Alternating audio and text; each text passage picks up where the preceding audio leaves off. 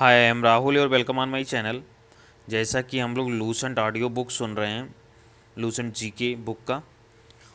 ये बुक बहुत इंपॉर्टेंट है क्योंकि ये एनसीईआरटी का इसमें सिनॉप्सिस है, यानी कि एनसीईआरटी के जो फैक्ट हैं जो एग्ज़ाम में पूछे जा सकते हैं वो सारे इसमें इंक्लूड हैं। तो यह बुक बहुत इंपॉर्टेंट है फॉर द कम्पिटिटिव एग्जामिनेशन, चाहे वो यूपीएससी हो, यूपीपीसीएस हो, बीपीएससी हो, एमपीपीसीएस हो, या आरओ हो, या अदर वनडे एग्ज़ाम हो, सभी के लिए काफ़ी इंपॉर्टेंट है। ओके। तो इसमें हम लोग जो है इंडियन हिस्ट्री का part, geography and environment ecology को कंप्लीट कर चुके हैं। आज हम लोग इंडियन जो इकोनॉमिक्स है उसको स्टार्ट करेंगे। ओके, तो स्टार्ट करते हैं। पहला टॉपिक है अर्थशास्त्र और अर्थव्यवस्था, इकोनॉमिक्स एंड इकोनॉमी। अर्थशास्त्र मानव की आर्थिक गतिविधियों का अध्ययन करता है। मानव द्वारा संपन्न वैसी सारी गतिविधियां जिनमें आर्थिक लाभ या हानि का तत्व विद्यमान हो, आर्थिक गतिविधियां कही जाती हैं। अर्थव्यवस्था एक अधूरा शब्द है अगर इसके पूर्व किसी देश या किसी क्षेत्र विशेष का नाम न जोड़ा जाए। वास्तव में जब हम किसी देश को उसकी समस्त आर्थिक क्रियाओं के संदर्भ में परिभाषित करते हैं तो उसे अर्थव्यवस्था कहते हैं। आर्थिक क्रिया किसी देश के व्यापारिक क्षेत्र, घरेलू क्षेत्र तथा सरकार द्वारा दुर्लभ संसाधनों के प्रयोग, वस्तुओं तथा सेवाओं के उपभोग, उत्पादन तथा वितरण से संबंधित है। अर्थव्यवस्था की परिभाषा। न्यून, मध्य तथा उच्च आय। विश्व बैंक के वर्गीकरण के अनुसार प्रति व्यक्ति सकल राष्ट्रीय आय के आधार पर विश्व की अर्थव्यवस्था को निम्न 4 वर्गों में बांटा गया है। नीची आय वाली 995 यूएस डॉलर या उससे कम। नीची मध्य आय वाली 996 से 3895 यूएस डॉलर। उच्च मध्य आय वाली 3896 से 12055 यूएस डॉलर। उच्च आय वाली 12055 या इससे अधिक यूएस डॉलर। नोट विश्व का यह वर्गीकरण 1 जुलाई 2018 का है। निजी क्षेत्र और बाजार के सापेक्ष राज्य व सरकार की भूमिका के आधार पर अर्थव्यवस्था का वर्गीकरण 3 श्रेणियों में किया जाता है। नंबर 1, पूंजीवादी अर्थव्यवस्था। इस अर्थव्यवस्था में क्या उत्पादन करना है, कितना उत्पादन करना है और उसे किस कीमत पर बेचना है, ये सब बाजार तय करता है।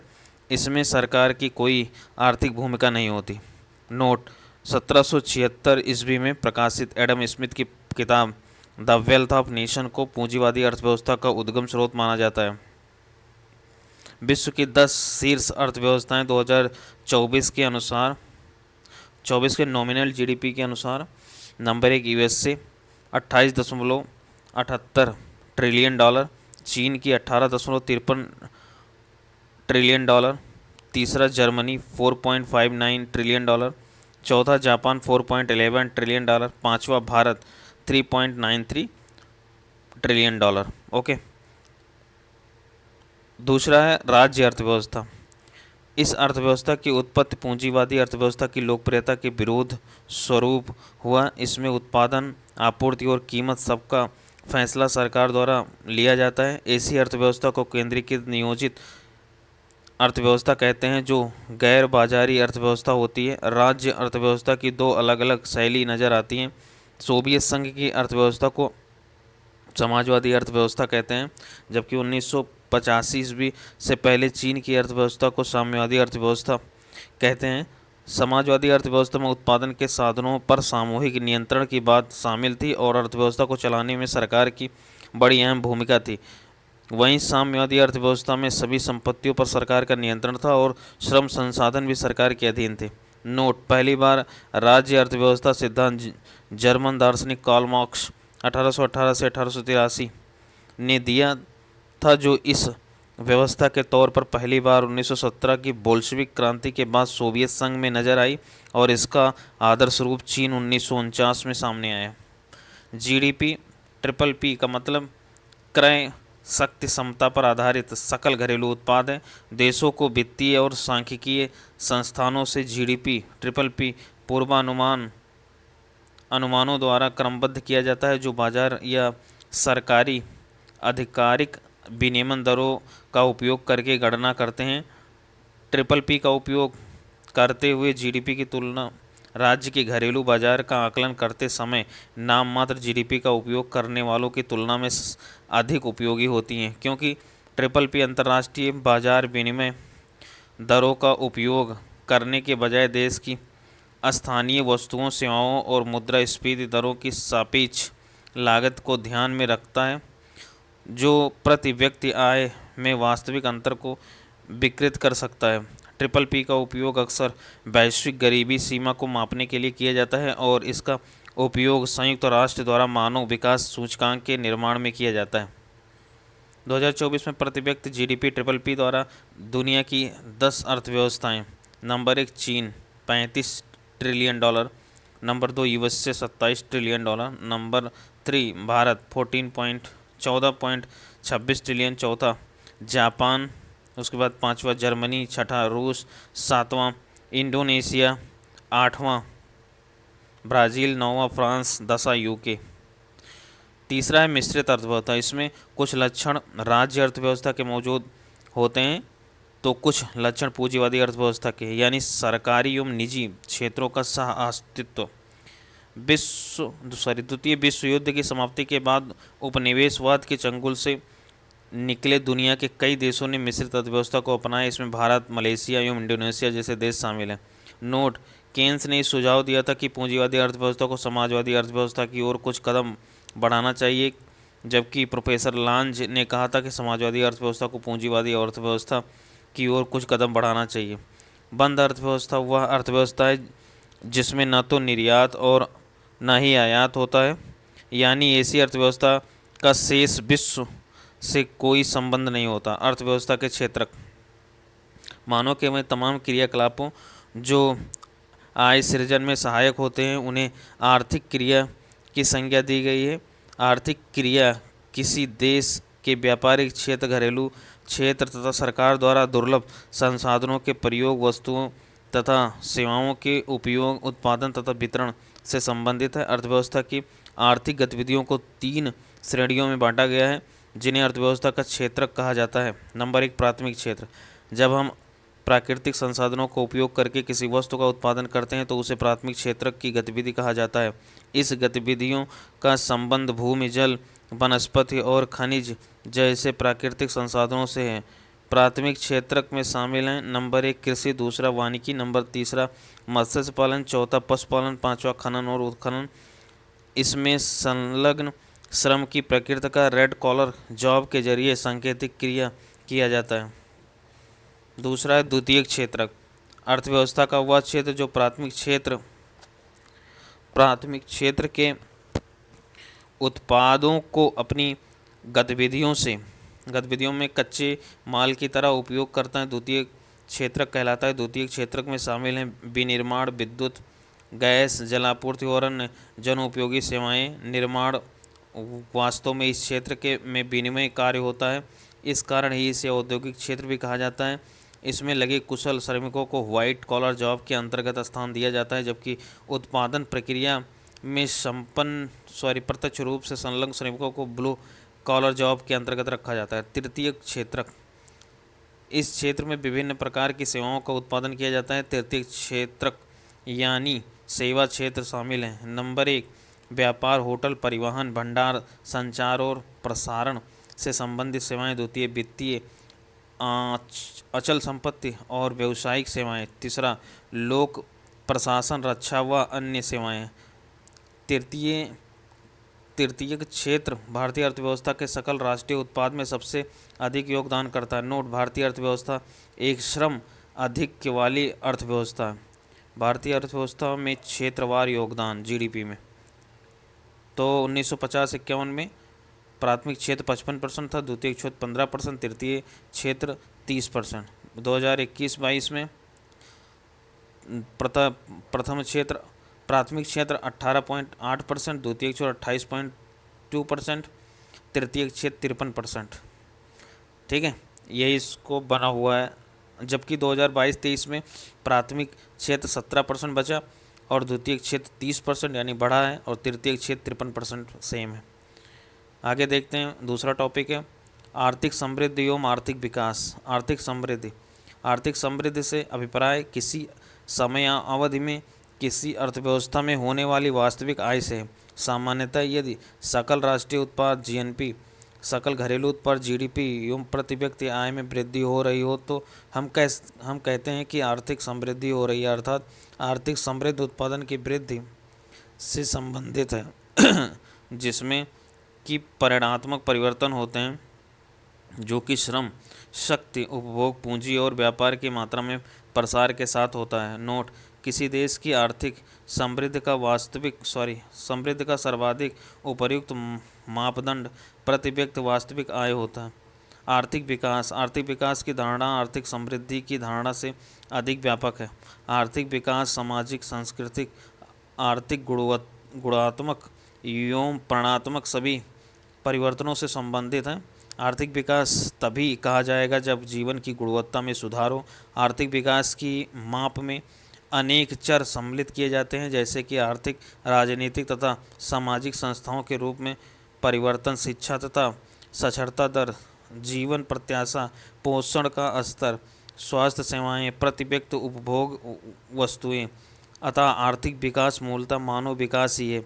भारतीय मूल के नोबेल पुरस्कार विजेता अर्थशास्त्री प्रोफेसर अमर्त्य सेन ने आर्थिक विकास को अधिकारिता तथा क्षमता के विस्तार के रूप में परिभाषित किया है, जिसका तात्पर्य जीवन, पोषण, आत्मसम्मान एवं स्वतंत्रता है। महबूब उल हक ने आर्थिक विकास को गरीबी के विरुद्ध लड़ाई के रूप में परिभाषित किया, चाहे वह गरीबी किसी भी रूप की हो। आर्थिक समृद्धि बराबर केवल परिमाणात्मक परिवर्तन, राष्ट्रीय उत्पाद के आकार में परिवर्तन। आर्थिक चरों जिनका परिमाणात्मक माप संभव हो में परिवर्तन। आर्थिक विकास बराबर परिमाणात्मक एवं गुणात्मक परिवर्तन। राष्ट्रीय उत्पाद तथा जीवन की गुणवत्ता में सुधार। आर्थिक तथा अनार्थिक चरों में परिवर्तन। नोट: किसी देश का आर्थिक विकास प्राकृतिक संसाधन, पूंजी, निर्माण एवं बाजार के आकार पर निर्भर करता है। आर्थिक विकास की माप विभिन्न देशों के आर्थिक विकास की माप तथा विभिन्न देशों के आर्थिक विकास की तुलनात्मक स्थिति ज्ञात करने के 5 दृष्टिकोण मिलते हैं। नंबर 1, आधारभूत आवश्यकता प्रत्यागमन। इसका प्रतिपादन विश्व बैंक ने किया। नंबर 2, जीवन की भौतिक गुणवत्ता निर्देशांक प्रत्यागमन।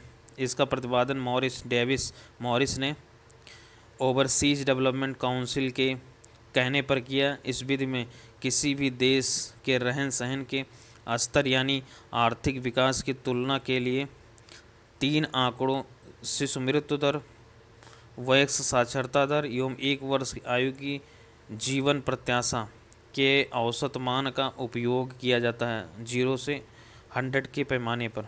नोट: जीवन की भौतिक गुणवत्ता निर्देशांक प्रत्यागमन का अधिकतम मूल्य 100 तथा न्यूनतम मूल्य 1 होगा। 100 की ओर बढ़ना उत्तम स्थिति और 1 की ओर बढ़ना खराब स्थिति का परिचायक होता है।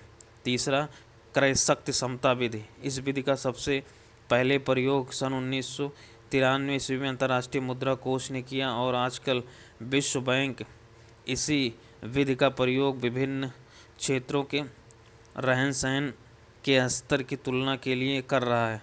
नोट: विश्व विकास रिपोर्ट 2014 ईस्वी के अनुसार 2012 में क्रय शक्ति समता परचेजिंग पावर पैरिटी की दृष्टि से भारतीय अर्थव्यवस्था विश्व की तीसरी बड़ी अर्थव्यवस्था है।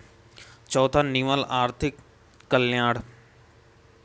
निवल आर्थिक कल्याण बराबर सकल राष्ट्रीय उत्पाद प्लस अवकाश तथा गृहिणियों की सेवाएं। सैमुअलसन का मत है कि निवल आर्थिक कल्याण यानी नेट इकोनॉमिक वेलफेयर लोगों के जीवन निर्वाह में सुधार की सही माप करेगा। इस धारणा का प्रयोग सबसे पहले डेली तथा कॉब ने 1989 में किया। नोट: जीवन की गुणवत्ता में सुधार की माप के लिए विलियम नोरधास तथा जेम्स टोबिन ने measure of the economic welfare की धारणा विकसित की, जिसे बाद में सैमुअलसन ने संशोधित कर नेट इकोनॉमिक वेलफेयर कहा। पांचवा है मानव विकास सूचकांक (HDI). इस सूचकांक का प्रतिपादन 1990 में United Nation Development Programme (UNDP) से जुड़े अर्थशास्त्री महबूब उल हक पाकिस्तान, अमर्त्य सेन भारत तथा उनके सहयोगियों ने किया।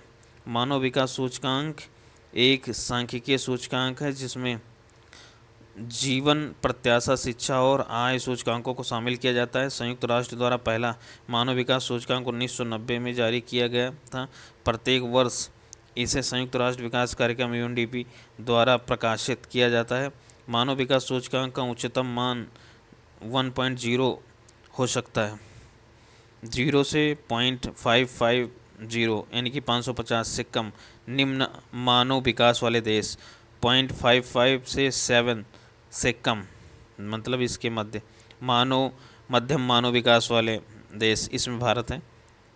तीसरा है 0.700 से लेकर 0.800, ये उच्च मानव विकास वाले देश। 0.800 से लेकर 1, ये बहुत उच्च मानव विकास वाले देश। नोट 2012 में मानव विकास सूचकांक HDI जारी नहीं किया गया। अब देखते हैं, बेसिकली ये ओल्ड रैंकिंग है, बट हम लोग ये देखेंगे कौन किस जारी करता है। ओके, तो मानव विकास सूचकांक 2022 का है, बट अभी अपडेट हो गया सब। मानव विकास सूचकांक ये संयुक्त राष्ट्र विकास कार्यक्रम। कोविड-19 प्रदर्शन सूचकांक ये लावी इंस्टीट्यूट ऑस्ट्रेलिया। वैश्विक लैंगिक अंतराल ये विश्व आर्थिक मंच। कारोबारी सुगमता सूचकांक ये विश्व बैंक। वैश्विक भुखमरी सूचकांक ये कंसर्न वर्ल्ड वाइड एवं वेल्थ हंगर लाइफ जो है जारी करता है। वैश्विक नवाचार सूचकांक ये विश्व मौद्रिक संपदा संगठन। विश्व प्रेस सूचकांक ये रिपोर्ट्स सेंस फ्रंटियर्स पेरिस। वैश्विक आर्थिक स्वतंत्रता सूचकांक ये Centre for the Civil Society. बौद्धिक संपदा सूचकांक ये US Chambers of Commerce Global Innovation Policy Centre. फिर नेक्स्ट है वैश्विक लोकतंत्र सूचकांक, ये है द इकोनॉमिस्ट इंटेलिजेंस यूनिट। अगला है विश्व प्रतिस्पर्धात्मक सूचकांक IMD के द्वारा। और सतत विकास लक्ष्य सूचकांक ये सस्टेनेबल डेवलपमेंट यानी कि UNSDN। एंड वैश्विक खुशहाली रिपोर्ट ये सतत विकास समाधान नेटवर्क। पर्यावरण प्रदर्शन सूचकांक ये AL यूनिवर्सिटी। एवं जलवायु परिवर्तन प्रदर्शन सूचकांक ये जर्मन वॉच। और नेक्स्ट है ग्लोबल पीस इंडेक्स, ये Institute for the Economics and Peace. Okay, फिर आगे हम लोग देखते हैं संयुक्त राष्ट्र विकास कार्यक्रम UNDP संयुक्त राष्ट्र के वैश्विक विकास का एक नेटवर्क है। इसका मुख्यालय न्यूयॉर्क में स्थित है। UNDP की प्राथमिकता वाला क्षेत्र नंबर 1 सतत विकास, नंबर 2 लोकतांत्रिक शासन एवं शांति स्थापना, तीसरा है जलवायु एवं आपदा प्रबंधन, चौथा है लैंगिक समानता, पांचवा है आपदा प्रतिक्रिया, छठा है विकास। UNDP गरीबी उन्मूलन असमानता को कम करने हेतु लगभग 70 देश में काम करता है। इसके अलावा देश के विकास को बढ़ावा देने के लिए नीतियों, नेतृत्व कौशल, साझेदारी क्षमताओं तथा संस्थागत क्षमताओं को विकसित करने और लचीलापन बनाने में मदद करता है। मानव विकास रिपोर्ट 2022। संयुक्त राष्ट्र विकास कार्यक्रम UNDP के वर्ष 2022 की मानव विकास रिपोर्ट का शीर्षक है ब्रेकिंग द ग्रिडलॉक, री इमेजिनिंग कोऑपरेशंस इन ये पोलराइज्ड वर्ल्ड 2022। यह रिपोर्ट वर्ष 2023-24 में जारी किया गया। इस रिपोर्ट में 193 देशों को उनके मानव विकास सूचकांक HDI की स्थिति के आधार पर रैंकिंग प्रदान की गई। इस रिपोर्ट में भारत 134वें, ठीक है, ये 23-24 का है, 134वें स्थान पर। इस सूचकांक में भारत को कुल 0.644 अंक दिए गए। 0.644 अंक दिए गए। उल्लेखनीय है कि 2021 में भारत इस सूचकांक में 32वें स्थान पर था, 132वां स्थान। अन्य सूचकांक जो इस श्रेणी का ही भाग है वह है नंबर 1 असमानता समायोजित मानव विकास सूचकांक, दूसरा है लैंगिक विकास सूचकांक, तीसरा है लैंगिक असमानता सूचकांक, चौथा है बहुआयामी गरीबी सूचकांक। नोट HDI इस बात पर जोर देता है कि किसी देश के विकास का आकलन करने के लिए वहाँ के लोगों तथा उनकी क्षमताओं को अंतिम मानदंड माना जाना चाहिए, न कि केवल आर्थिक विकास को। मानव विकास सूचकांक 2022 के शीर्ष 5 देश हैं। Number 1 Switzerland, number 2 Norway, number 3 Iceland, number 4 Hong Kong, number 5 Denmark. फिर आगे 193 देशों में सबसे नीचा मानव विकास सूचकांक यानी 193वां स्थान सोमालिया का है। इसका स्कोर 0.380 है। ओके, मानव विकास सूचकांक 2022 में भारत ने बेहतर स्थिति में है। भारत से बेहतर स्थिति में है चीन, श्रीलंका, भूटान, बांग्लादेश, और भारत से नीचे हैं पाकिस्तान, बांग्लादेश। सूचकांक में रैंकिंग नहीं दिए देश वहीं उत्तर कोरिया और मोनाको को रैंकिंग नहीं दिया गया। लैंगिक असमानता सूचकांक। लैंगिक असमानता सूचकांक को पहली बार संयुक्त राष्ट्र विकास कार्यक्रम यूएनडीपी ने अपनी 2010 की मानव विकास रिपोर्ट में पेश किया था।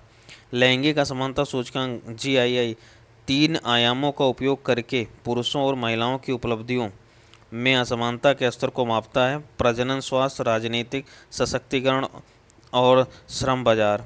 लैंगिक असमानता सूचकांक का मान 0 से 1 के बीच होता है, जिसमें 0 कोई असमानता नहीं होने का संकेत देता है और 1 पुरुषों और महिलाओं के बीच पूर्ण असमानता का संकेत देता है। लैंगिक असमानता का सूचकांक 170 देशों के लिए जारी किया गया। लैंगिक असमानता सूचकांक 2022।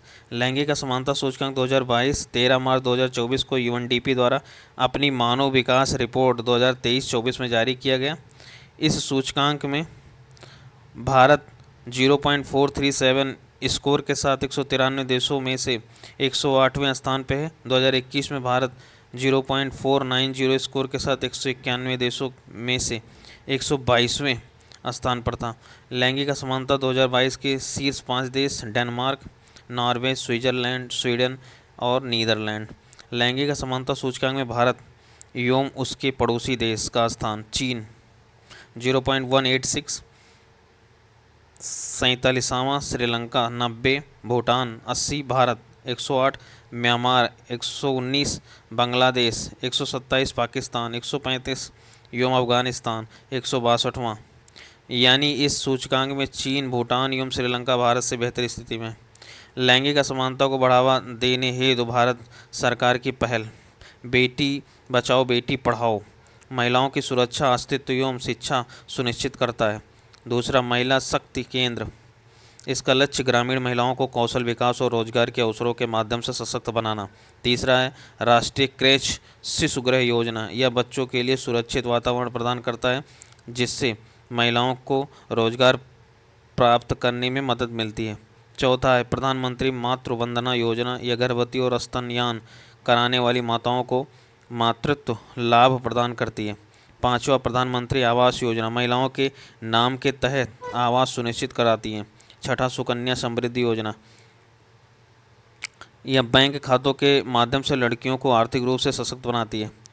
सातवां, वर्ष 2005 से जेंडर बजट। 2005 से जेंडर बजट को भारत के केंद्रीय बजट का हिस्सा बना दिया गया है, जिसमें इसमें महिला समर्पित कार्यक्रमों एवं योजनाओं के लिए धन आवंटित शामिल हैं।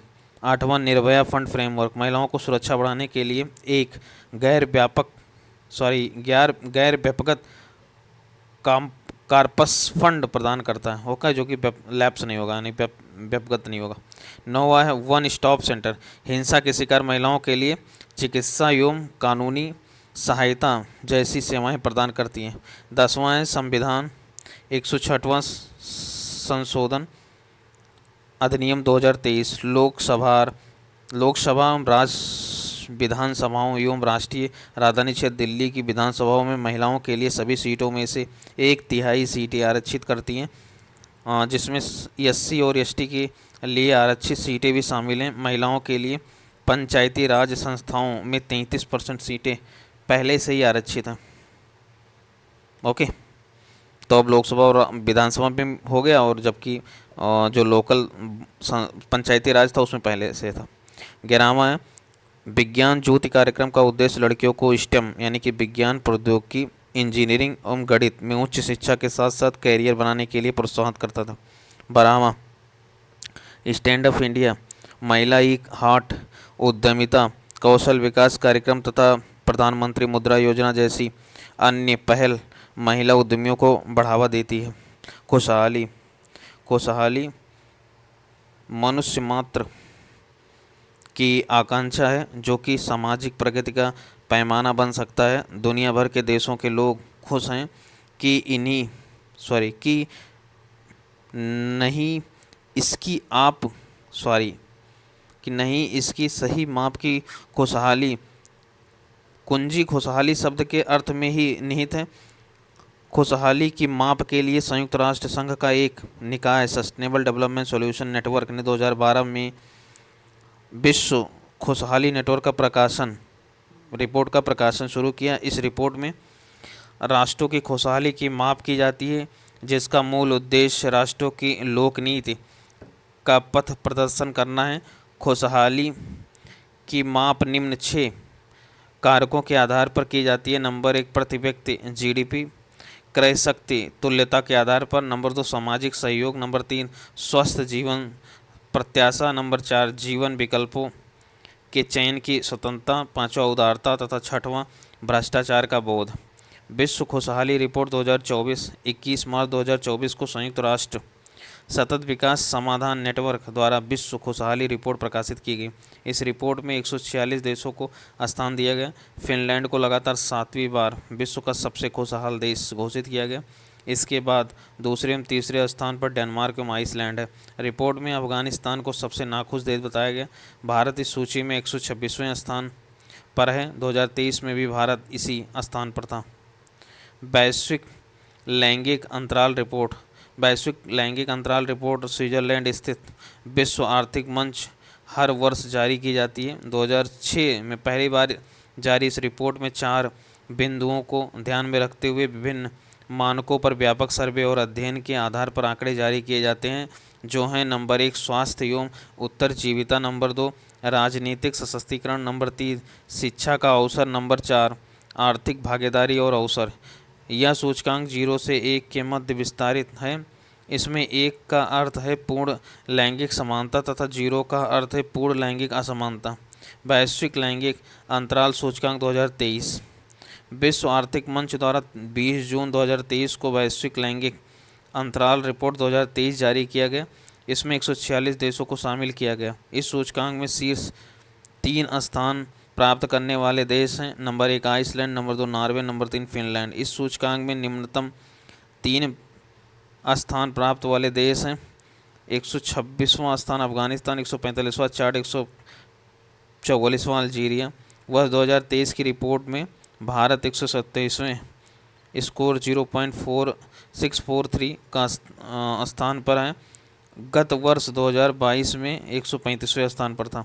भारत के पड़ोसी देशों का क्रम बांग्लादेश 59वां, भूटान 103, चीन 107, श्रीलंका 115, नेपाल 116 तथा पाकिस्तान 142वां। विश्व के कुछ अन्य प्रमुख देशों का क्रम जर्मनी 6वां, यूनाइटेड किंगडम 15वां, कनाडा 30, यूएस 43, जापान 125, ब्राज़ील 57, दक्षिण अफ्रीका 20। बहुआयामी गरीबी सूचकांक MPI वैश्विक बहुआयामी गरीबी सूचकांक को 2010 में ऑक्सफोर्ड निर्धारित योग मानव पहल तथा संयुक्त राष्ट्र विकास कार्यक्रम द्वारा विकसित किया गया था। यह सूचकांक 107 विकासशील देशों की बहुआयामी गरीबी मापने की अंतरराष्ट्रीय प्रणाली है। इसे प्रतिवर्ष जुलाई माह में संयुक्त राष्ट्र के सतत विकास पर उच्च स्तरीय राजनीतिक फोरम में जारी किया जाता है। यह आय आधारित सूचियों से परे गरीबी का निर्धारण करने के लिए विभिन्न कारकों का उपयोग करता है। यह सूचकांक तीक्ष्ण बहुआयामी निर्धनता का निर्देशांक है। बहुआयामी गरीबी सूचकांक के 3 आयाम हैं: स्वास्थ्य, शिक्षा और जीवन स्तर। इसके आकलन हेतु निम्नलिखित 10 संकेतकों का प्रयोग किया गया है। नंबर 1 स्वास्थ्य में जो है नंबर 1 ए है स्वास्थ्य, उसमें नंबर 1 है बाल मृत्यु दर, दूसरा है पोषण, बी है शिक्षा, उसमें है स्कूल के वर्ष और बच्चे नामांकित, सी है जीवन स्तर, इसमें है रसोई गैस, शौचालय, पानी, बिजली, फ्लोर, संपत्ति। ए स्वास्थ्य प्रत्येक सूचक को 1/6 के बराबर भारांकन। अब ये 10 पॉइंट हैं, इसमें 1/3 जो है पाना जरूरी है। आगे देखते हैं निर्धन कौन। उपयुक्त वस्तुगत अभिलक्षणों के आधार पर ऐसे सभी व्यक्तियों को बहुआयामी गरीब माना जाता है जो इनमें से 1/3 या इससे अधिक आयामों से वंचित हैं। वैश्विक बहुआयामी गरीबी सूचकांक की निगरानी करने के लिए नीति आयोग द्वारा राष्ट्रीय फ्रेमवर्क का निर्माण किया जा रहा है। नीति आयोग भारत में एमपीआई की निगरानी के लिए नोडल एजेंसी है।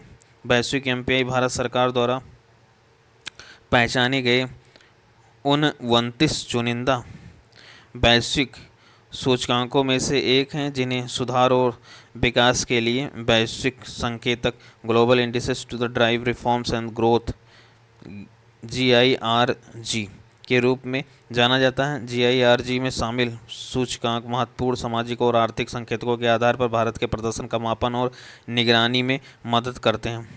वैश्विक बहुआयामी गरीबी सूचकांक 2023 जबकि 24 आ चुका है। ओके, तो आप अपडेटेड देख लेना। जो वैश्विक बहुआयामी गरीबी सूचकांक है 2024 में आ चुका। आगे देखते हैं वैश्विक भुखमरी सूचकांक GHI के सीजन 2006 में वाशिंगटन DC स्थित अंतर्राष्ट्रीय खाद्य नीति अनुसंधान संस्थान के अनुसंधानकर्ताओं द्वारा किया गया था। हालांकि 2018 में अंतर्राष्ट्रीय खाद्य नीति अनुसंधान ने GHI के प्रकाशन से स्वयं को अलग कर लिया। अब यह सूचकांक वेल्थ हंगर लाइफ जर्मनी एवं कंसर्न वर्ल्ड वाइड की संयुक्त परियोजना के रूप में प्रकाशित किया जा रहा है। इसका प्रकाशन प्रत्येक वर्ष अक्टूबर महीने में किया जाता है, जो कि हो चुका है, अभी आया था। GHI इसमें भारत को 105वां रैंक मिला है शायद। ठीक है, GHI को 4 संकेतकों अल्प पोषण, दूसरा बाल दुबलापन, तीसरा बाल ठिगनापन यानी कि स्टंटिंग, हाइट कम होता है जो, D बाल मृत्यु दर के आधार पर तैयार किया जाता है। ओके, तो इसमें जो है अपडेटेड रिपोर्ट आ चुका है।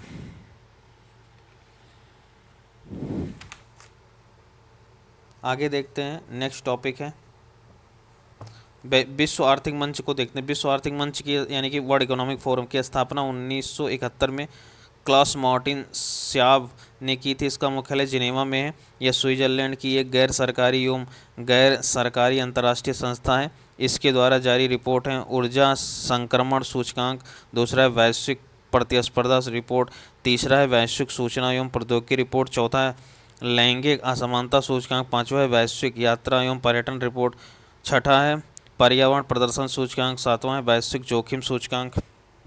अगला टॉपिक है राष्ट्रीय आय। किसी भी अर्थव्यवस्था में एक लेखा वर्ष के दौरान उत्पादित अंतिम वस्तुओं फाइनल गुड्स तथा सेवाओं का मूल्य राष्ट्रीय आय कहलाता है।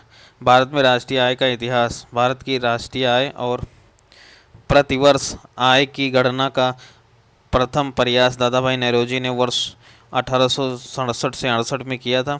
नौरोजी के आकलन के अनुसार वर्ष 1868 में प्रति व्यक्ति आय 20 रुपये थी। सिरार्स ने वर्ष 1911 में प्रति व्यक्ति आय 49 रुपये बताया। स्वतंत्रता प्राप्ति से पूर्व इस दिशा में प्रथम आधिकारिक प्रयास वाणिज्य मंत्रालय आर्थिक सलाहकार कार्यालय द्वारा किया गया। वर्ष 1949 में भारत सरकार द्वारा नियुक्त राष्ट्रीय आय समिति का अध्यक्ष PC महालनोबिस थे। डॉक्टर R गॉडगिल तथा VKRV राव इस समिति के सदस्य थे। इस समिति की पहली रिपोर्ट 1951 में प्रस्तुत की गई थी, जिसके अनुसार 1948 से 49 के लिए भारत की राष्ट्रीय आय 8,710 करोड़ और प्रति व्यक्ति आय PCI 225 रुपये था। नोट वित्त मंत्रालय भारत में राजकोषीय नीति तैयार करती है। भारत में राष्ट्रीय आय के आंकड़े वित्तीय वर्ष 1 अप्रैल से 31 मार्च पर आधारित है।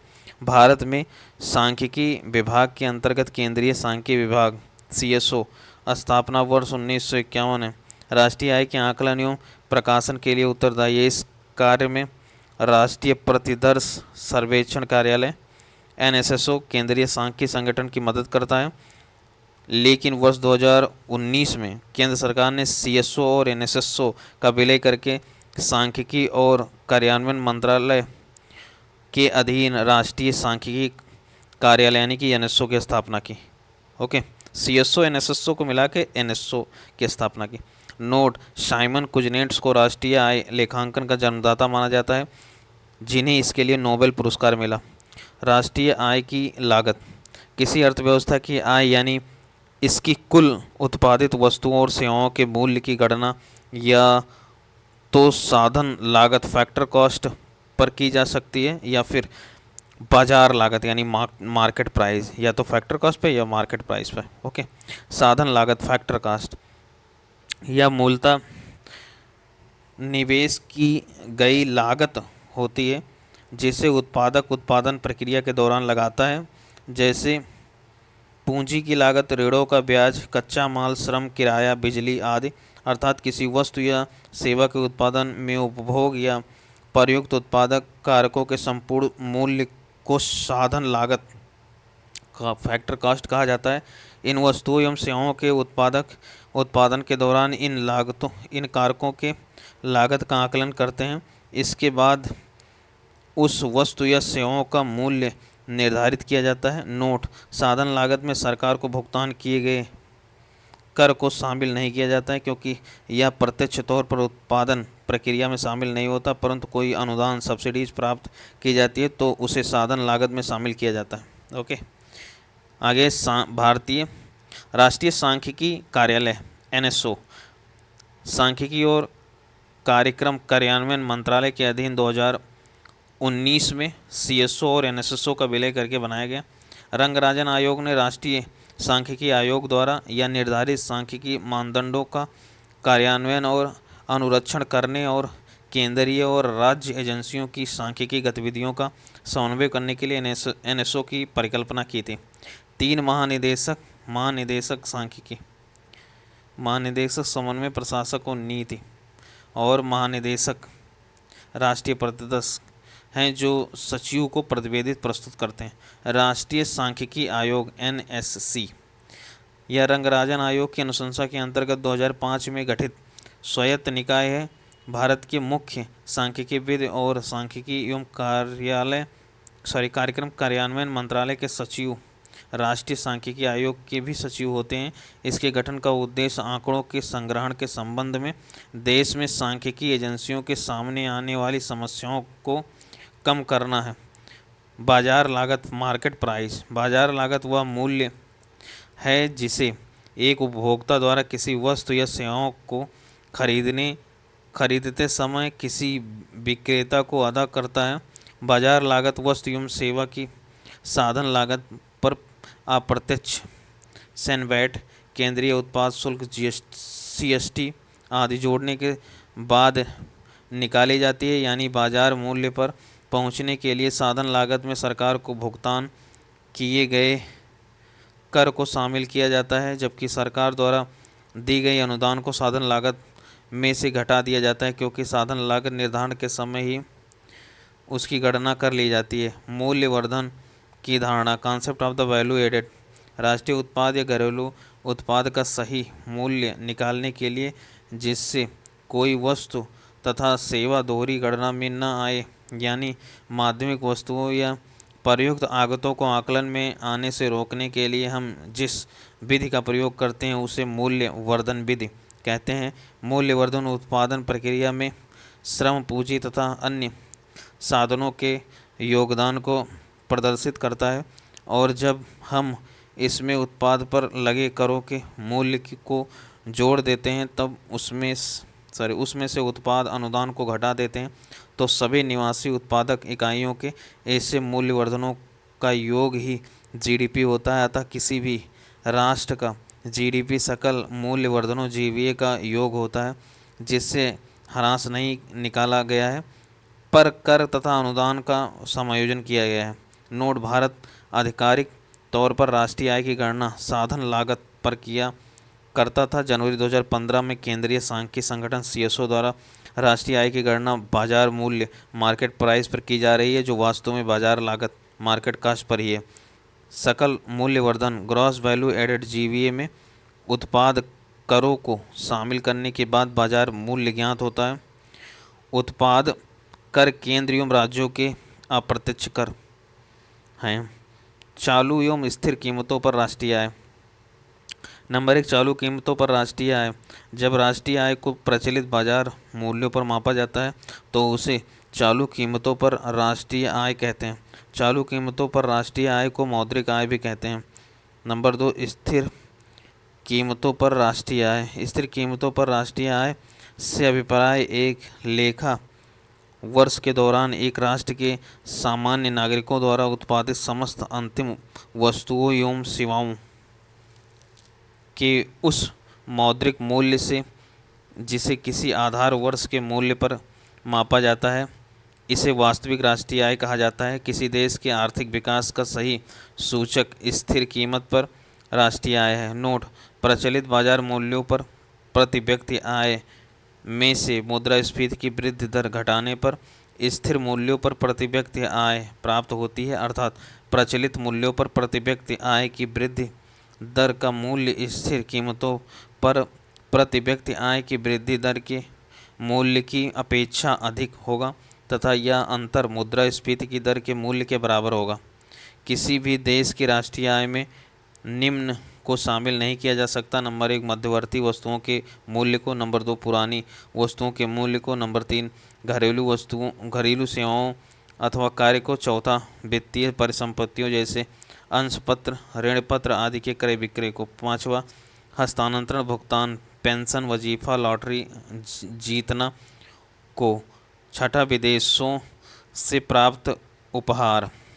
राष्ट्रीय आय की विभिन्न अवधारणा तथा उनके बीच संबंध। राष्ट्रीय आय की मूलतः दो अवधारणाएं हैं: नंबर 1, घरेलू उत्पाद, नंबर 2, राष्ट्रीय उत्पाद। नंबर 1, घरेलू उत्पाद किसी देश की आर्थिक सीमा में स्थित निवासियों तथा गैर निवासियों द्वारा अर्जित आय को घरेलू उत्पाद कहते हैं। घरेलू उत्पाद बराबर घरेलू आय में निवासियों का हिस्सा प्लस घरेलू आय में गैर निवासियों का हिस्सा। राष्ट्रीय उत्पाद किसी देश की आर्थिक सीमा के भीतर तथा बाहर निवासियों द्वारा अर्जित आय को राष्ट्रीय उत्पाद या सकल राष्ट्रीय उत्पाद कहते हैं। राष्ट्रीय उत्पाद बराबर घरेलू आय माइनस शेष विश्व को भुगतान की गई साधन आय प्लस शेष विश्व से प्राप्त की गई साधन आय या घरेलू आय माइनस शेष विश्व से निवल प्राप्ति। राष्ट्रीय आय की दो धारणाएं घरेलू उत्पाद तथा राष्ट्रीय उत्पाद के अतिरिक्त शेष सभी धारणाएं इन्हीं के प्रतिरूप हैं या इन्हीं पर आधारित हैं। राष्ट्रीय आय से संबंधित विभिन्न धारणाओं को निम्न रूप में व्यक्त कर सकते हैं: सकल घरेलू उत्पाद, ग्रॉस डोमेस्टिक प्रोडक्ट, जीडीपी, किसी देश की घरेलू सीमा के भीतर स्थित निवासी उत्पादक तथा गैर निवासी उत्पादक इकाइयों द्वारा एक वर्ष में उत्पादित सभी वस्तुओं और सेवाओं का अंतिम फाइनल मौद्रिक मूल्य सकल घरेलू उत्पाद कहलाता है। दूसरे शब्दों में हम कह सकते हैं कि एक लेखा वर्ष में एक देश की घरेलू सीमा में सभी उद्यमियों, चाहे वह निवासी हो या अनिवासी, द्वारा की गई सकल घरेलू वृद्धि को सकल घरेलू उत्पाद कहा जाता है।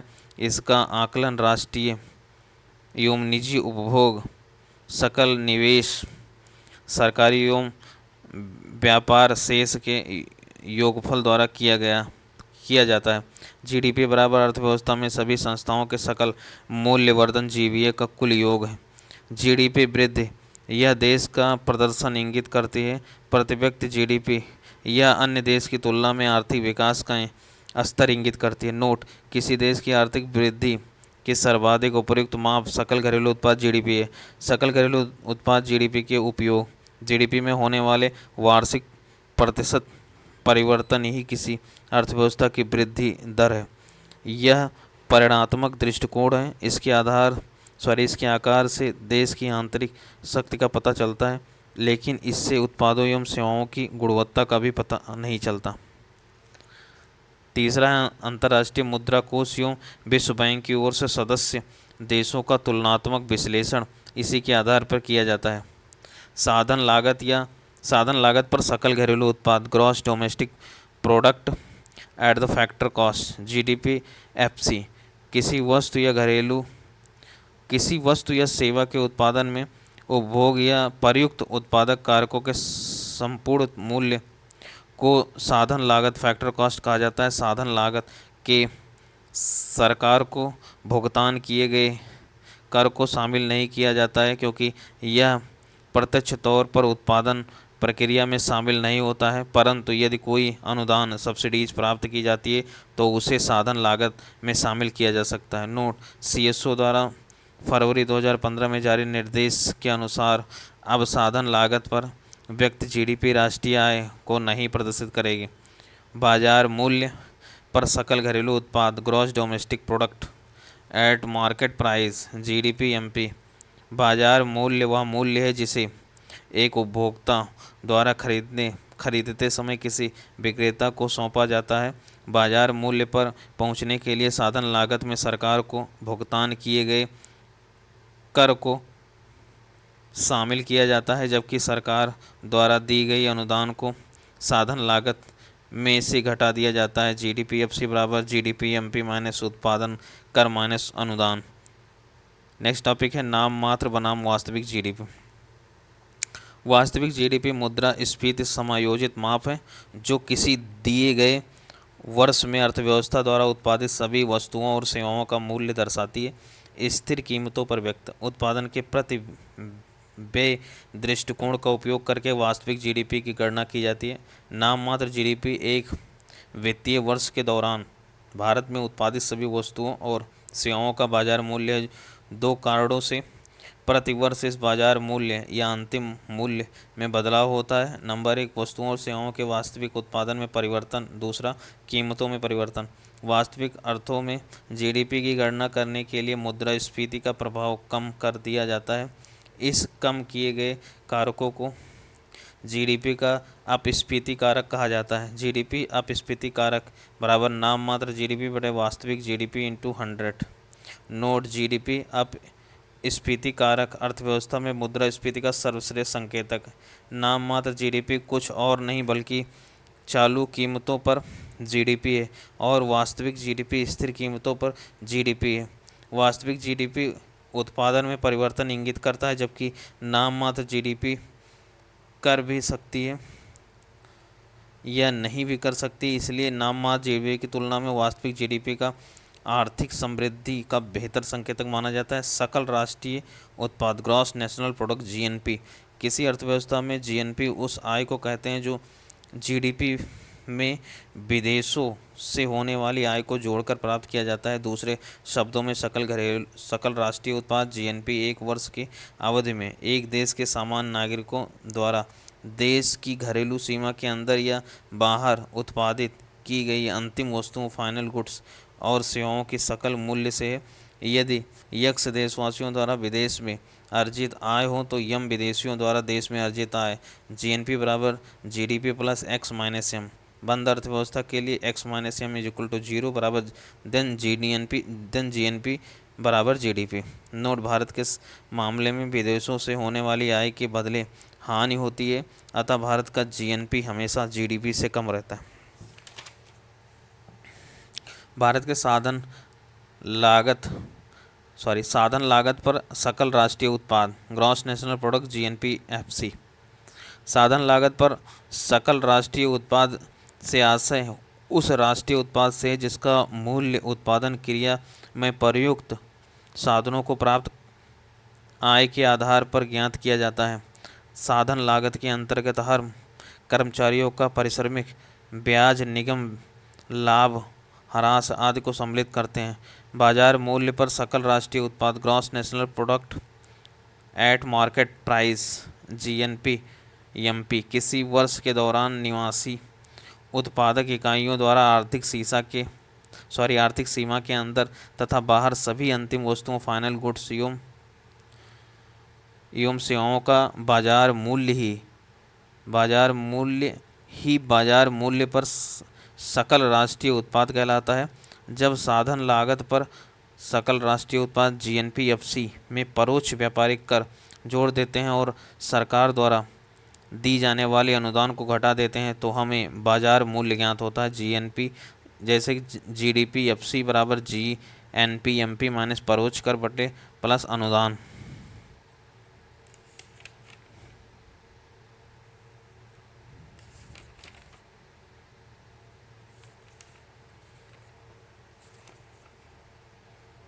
Okay then thank you very much. Next मिलते हैं नेक्स्ट क्लास।